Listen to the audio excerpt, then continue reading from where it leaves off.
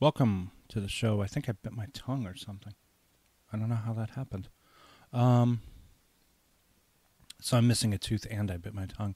Uh, this is the episode that I promise for a long time. I talk about the Trump conundrum. It's hard to say conundrum when you bit your tongue. Donald Trump is president of the United States of America. I know that disappoints a lot of people. I could care less. I don't really care. I don't care who's president because presidents mean nothing to me. You could say they even set the tone, but they can't set the tone because, well, this one can't because the media is up his ass all the time, apparently videotaping him while he's golfing. Like that's some kind of a thing. A president that doesn't golf would scare me because presidents are good at two things: wearing suits and playing golf. Hell, Obama did it too. You know, I forget what it was, CBS? It was either CBS or CNN, and they're talking about the need to photograph, to invade the Donald's privacy while he plays golf. Because they're like, well, Donald Trump criticized Obama for playing golf, so what the fuck is he doing playing golf? Well, a lot can be said for that. Obama was presiding over an enormous fire. There was a fire, and it was scattered throughout our country and throughout many other nations. He was droning innocent women and children. He was golfing. This one was something that really disappointed me about him. Although I wasn't surprised because he's a guy who thinks he can be president. If you think you can be president, you're pretty much crazy. You're out of your mind. And I believe Obama was too, just as Trump, just as Bush, just as Clinton. These are megalomaniacs who are sexually attracted to power, to the idea of it. There was a young man in Staten Island who died in a chokehold because I guess he was resisting arrest, and the charge was selling untaxed cigarettes, and he died for that. And while he was dying for that, while he was in a chokehold dying, Obama was playing golf and laughing it up with his buddies, and they had his picture on they had Obama's picture, sitting in his golf cart, laughing it up, just laughing it up. I don't know that I can ever live with myself knowing that anyone died. I guess I can't be president because I would probably go mad from the job. Even if I had the best of intentions, but one person is not walking this earth, I would be crying every day. I don't know how I would handle that. It wouldn't be anything that I would want to handle. And it's not about being cold, stone cold killer, crazy son of a bitch, stoic, not betraying any emotion. That's not what it's about, man. I posted something on my for New Year's. I had a picture. New Year's, I posted on Facebook a picture of my daughter holding our cat Sushi. She's got a smile on her face, and I say, all that matter are compassion, understanding, and happiness. You know, if everyone thought that way, it goes without saying the world would be a much better place. Everyone, I'm talking about everyone. Of course, you can't control people's hearts, can't control their minds. You can illegalize things. You can put people into trouble for not behaving in step with what you want, what you expect of other people. That's more like your parents, though. Your parents, they can send you to your room, for your attitude, but your country shouldn't be able to. We're adults. So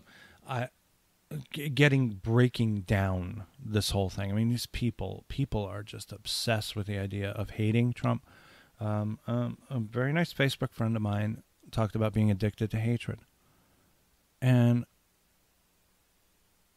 I think the question was, is it healthy to be addicted to hatred? And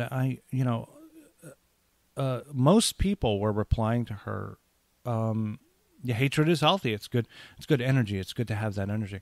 I can't believe, and I know damn well what she was talking about. She was talking about Trump. She hates the guy. She just totally hates the guy. And I wrote back, no, hate is not healthy to have in your heart. If you're addicted to hatred is a drug. And it's something that you need, and it's something that provides pleasure to you. Not a good thing. Not a good thing to have that in your heart. I'm not even a Christian. I'm an atheist, and I believe that.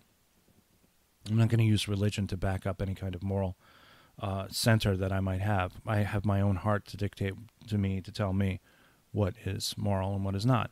And I do know it's not moral to hate.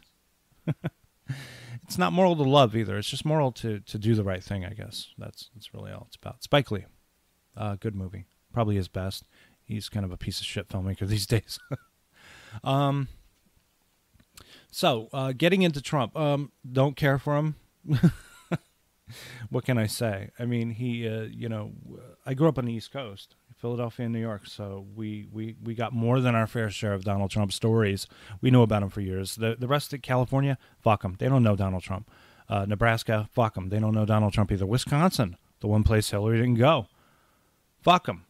They don't know Trump. We know Trump. He comes in, he builds properties, he increases property values, he makes life difficult for us, he raises our rent, things like that. That's what he does. But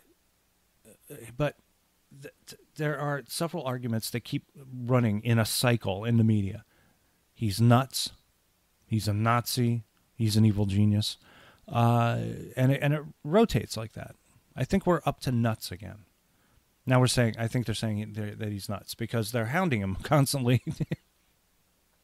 Videotaping him with his golfing, playing golf or whatever.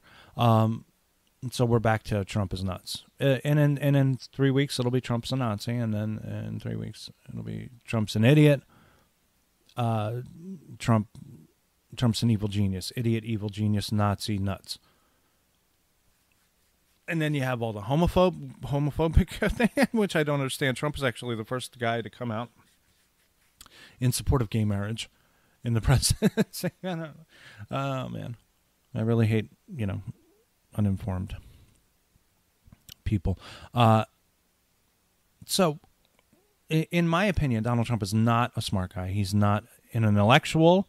He's not a genius. Listen to the way he talks, okay? Compare the way he talks to how Obama spoke, or even Bush Jr. or Clinton. He has no internal monologue. He doesn't think before he speaks. He's not measured or maintained. Everything comes barreling out of his id, I think. There's no active judgment center in the instrument that connects his brain with his mouth. He's a sensualist. He's addicted to Twitter. Twitter is something I don't understand. It's like a form of, I guess, if I can compare it, I guess, to the early days of personal computers. AOL had this thing called Instant Messenger.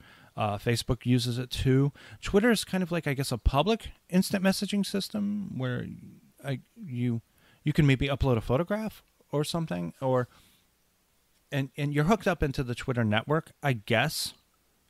And you can, I guess, spout off on your opinion. And then they have these things called hashtags. So you're so I guess you're instant messaging to the masses or something. But you can't be blocked.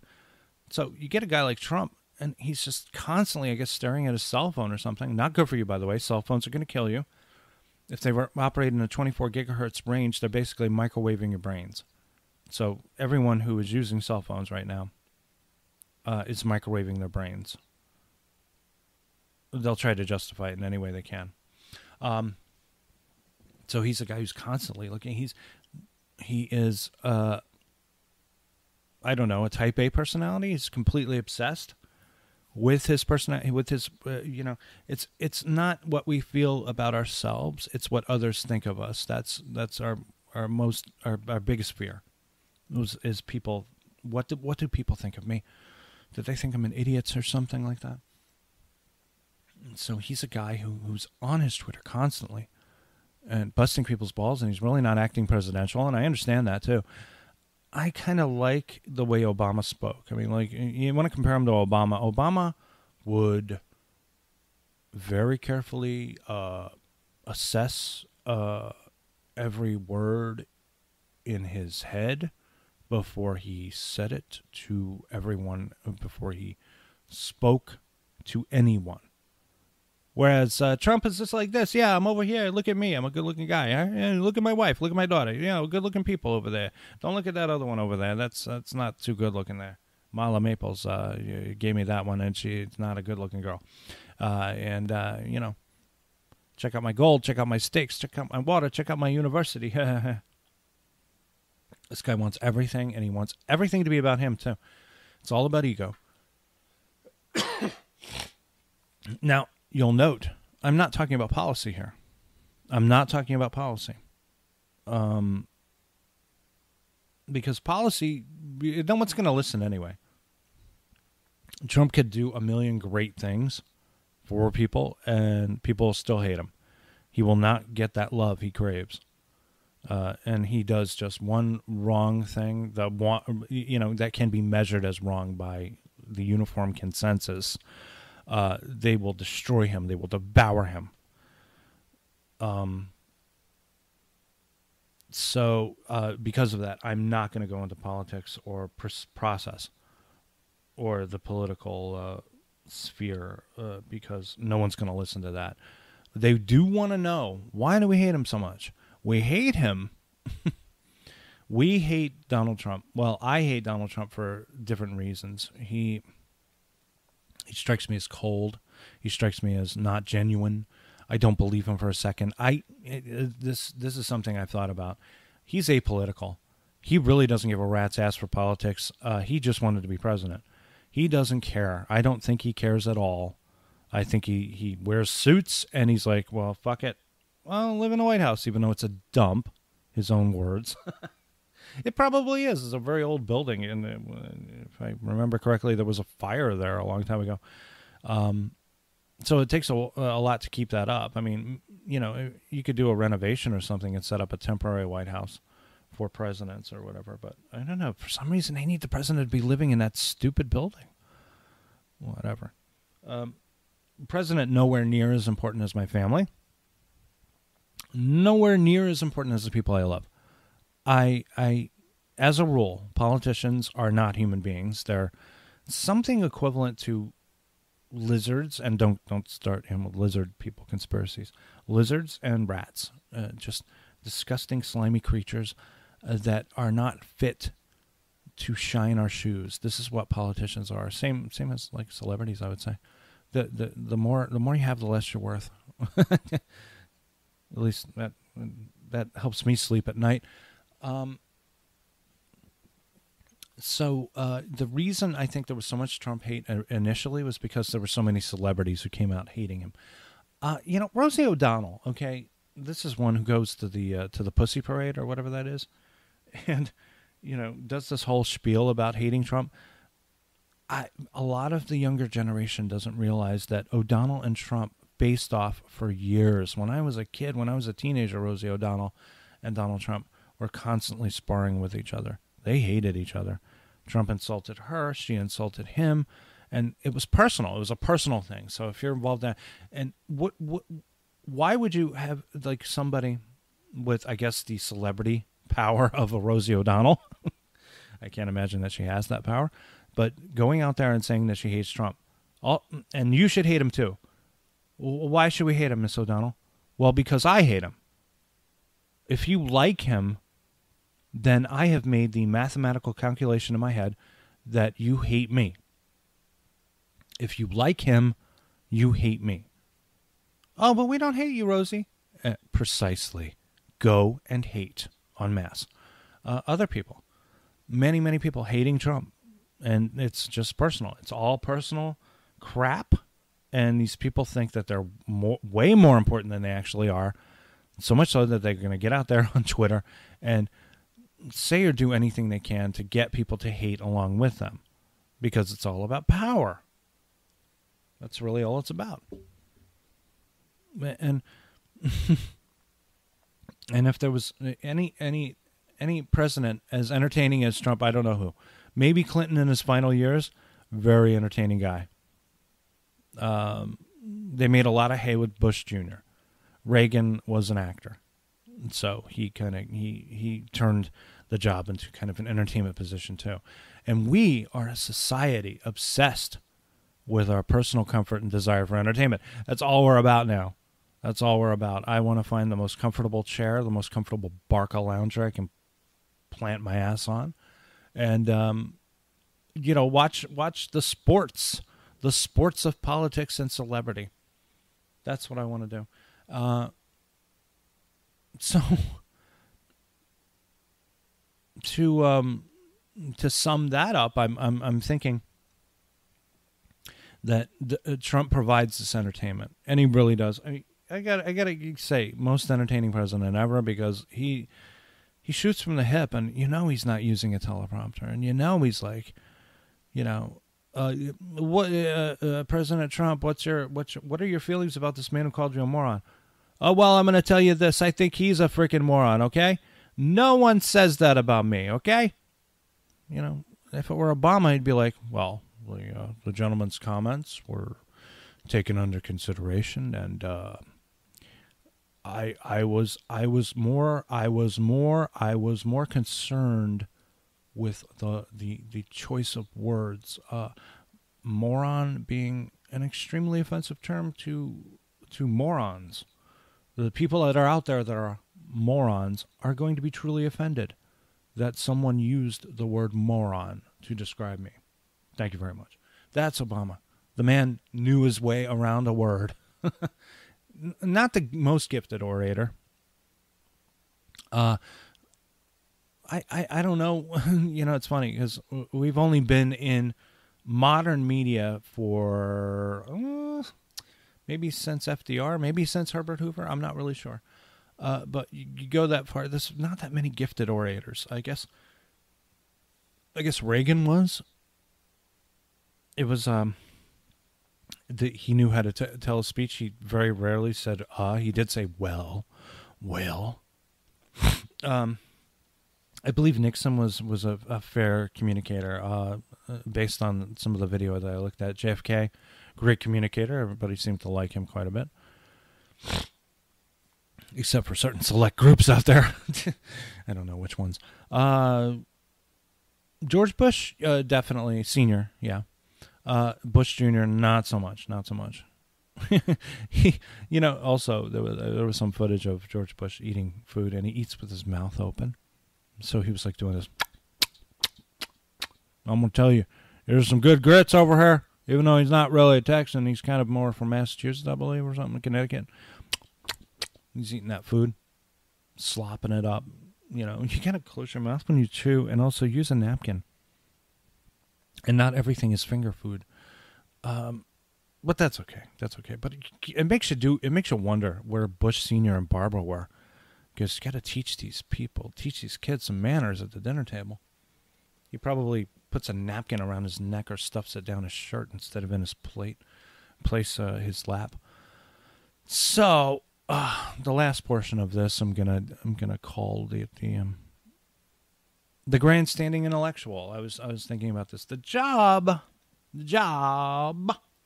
of a president is not to be a grandstanding intellectual, but a realist, and an equalizer.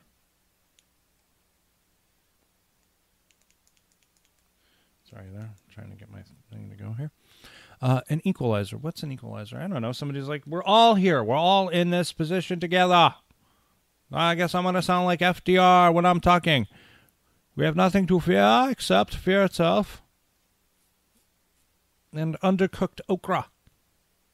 Undercooked okra.